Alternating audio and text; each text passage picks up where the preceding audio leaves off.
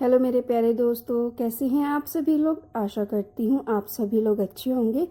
कहानी के लिए मेरे चैनल को सब्सक्राइब कीजिए, कहानी को लाइक और शेयर ज़रूर कीजिएगा और कहानी कैसी लगी प्लीज़ कमेंट बॉक्स में ज़रूर बताइएगा। कहानी को लेकर कोई भी राय या सुझाव हो वो भी कमेंट बॉक्स में ज़रूर दीजिएगा। तो शुरू करते हैं हम आज की अपनी कहानी। सुर्ख लाल जोड़ी में सजी खुशी आज दुल्हन के लिबास में किसी आकाश की अप्सरा से कम नहीं लग रही थी। रमा जी अपनी बेटी को दुल्हन के जोड़े में देखकर बार बार बलाए लिए जा रही थी कि तभी कमरे में रघुनाथ जी रमा जी को आवाज़ देते हुए आए। अरे रमा, तुम यहाँ हो, नीचे चलो, बाराती किसी भी समय पहुँचने वाले होंगे, चलो जल्दी करो। कि तभी उनकी नज़र अपनी बेटी खुशी पर पड़ी। खुशी को देखते रघुनाथ जी के आंखों के कोर गीले हो गए। उन्होंने कहा, खुशी, एक तरफ तुझे मैं आज दुल्हन के जोड़े में देखकर जितना खुश हूँ, वहीं दूसरी तरफ मेरा मन दुखी भी हो रहा है, ये सोचकर कि आज के बाद तू पराई हो जाएगी। चुपचाप पथराई आंखों से आईने की तरफ निहारती खुशी ने कहा, पापा, मैं कभी आपकी थी ही कहाँ जो पराई हो जाऊंगी। आप सबके लिए तो मैं हमेशा पराई ही थी। आप ही तो कहते हैं बेटियां पराया धन होती हैं। इतना सुनते ही रघुनाथ जी निरुत्तर हो गए।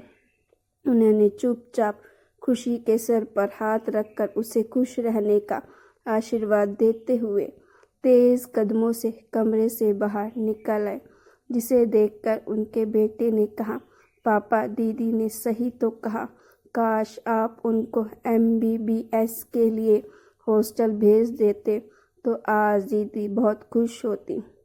खुशी के 14 वर्षीय भाई ने कहा, तू चुप कर दीदी के चमचे, तुझे क्या पता दुनियादारी, पहले बड़ा हो जा फिर समझ आएगा। खुशी की शादी खुशी खुशी संपन्न हुई। रघुनाथ जी ने अपनी औकात से ज़्यादा जो खर्च किया था, जो सामान खुशी के ससुराल वालों ने मांगा, सोना, कार, फ्रिज, AC इत्यादि सब कुछ दिया था। सभी घराती बाराती रघुनाथ जी को बेटी की ऐसी शादी संपन्न करने के लिए तारीफ कर रहे थे, लेकिन खुशी के चेहरे पर कोई खुशी नहीं थी, क्योंकि रघुनाथ जी ने उसका विवाह बिना उसकी मर्जी के किया था।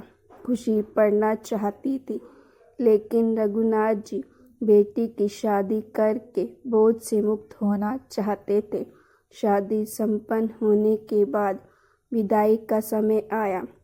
सब रो रहे थे, लेकिन खुशी के चेहरे पर अब भी ना खुशी थी ना गम। खुशी की माँ रमा ने उसके आंचल में जैसे ही दूब, हल्दी, अक्षत का कोई इच्छा दिया, खुशी ने बड़े ध्यान से अपने आंचल के खो इच्छे को देखा। फिर एक नज़र अपने घर की दीवारों, खिलौनों, सामानों को देखते देखते अपने पापा रघुनाथ जी के पास गई और उनसे कहा, पापा, आप रो क्यों रहे हैं? आज तो आपके लिए खुशी का दिन है, अब तो आप खुश रहिए। आज आपने अपना 20 सालों का बोझ उतार लिया। मैं कहने के लिए आपकी बेटी थी, आपने मुझे जन्म दिया, पाला पोसा भी। मैं डॉक्टर बनना चाहती थी, ये बात आप अच्छे से जानते थे, लेकिन आपने कहा कि आपके पास इतने पैसे नहीं कि आप मेडिकल कॉलेज की फीस दे सको। आपने मुझे ग्रेजुएट भी नहीं होने दिया और मेरी शादी कर दी। कहने को मैं आपकी अपनी थी, फिर भी मेरे मांगने पर भी मुझे शिक्षा का अधिकार नहीं दिया और इन अनजान लोगों को मुंह मांगी चीज़ें अपनी औकात से ज़्यादा लाकर दे दी, वो भी अपने सिर पर कर्ज का बोझ रखकर।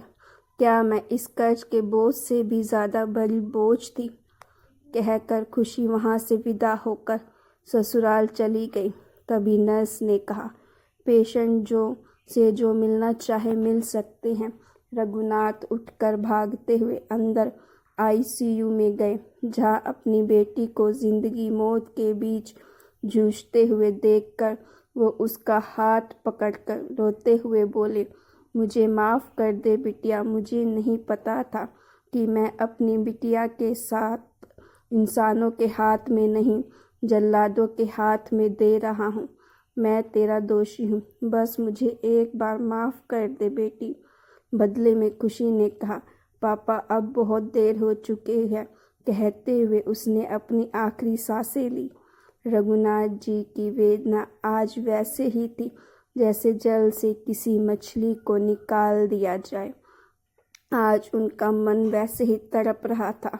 भीड़ से निकलकर उनके रिश्तेदारों ने कहा, रघुनाथ भाई रोना बंद कीजिए, खुशी के आखिरी विदाई का समय हो गया है, जल्दी कीजिए, अब होनी को कौन टाल सकता है।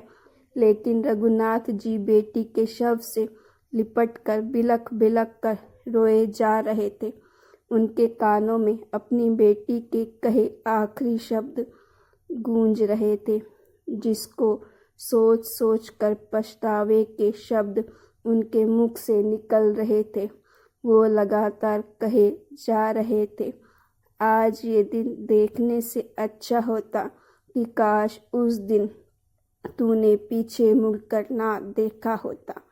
काश तुझे मैंने पिता होने की दुहाई देकर घर छोड़ने से ना रोका होता। मैंने तेरी बात मान ली होती और तुझे पढ़ने के लिए बाहर भेज दिया होता, तो शायद आज मेरी खुशी बेटी दहेज की बलि ना चढ़ती।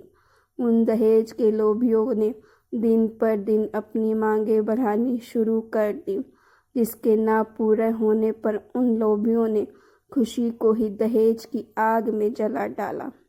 इंस्पेक्टर ने रघुनाथ जी को सांत्वना देते हुए कहा, आप चिंता मत कीजिए, उनको सज़ा भी मिलेगी और उन लोगों को आपको मुआवजा भी देना पड़ेगा। लेकिन साहब, मुझे तो सिर्फ मेरी बेटी चाहिए, रघुनाथ जी ने रोते हुए कहा। आज खुशी के पार्थिव शरीर को एक बार फिर लाल जोड़े में अपनी आखिरी विदाई पर खामोश थी, लेकिन बहुत से सवाल थे जो उसका मृत शरीर पूछ रही थी कि आखिर इसका जिम्मेदार कौन कौन है। मुख अग्नि देते हुए रघुनाथ के हाथ कांप रहे थे। आज उनके पास छाती पीटने के अलावा कुछ भी नहीं था, क्योंकि खाली हाथ थे कि तभी मूसलाधार बरसात भी होने लगी। शायद आज कायनात भी रो रही थी। तो गाइस, अगर आपको ये स्टोरी अच्छी लगी हो तो प्लीज़ स्टोरी को लाइक ज़रूर कीजिएगा।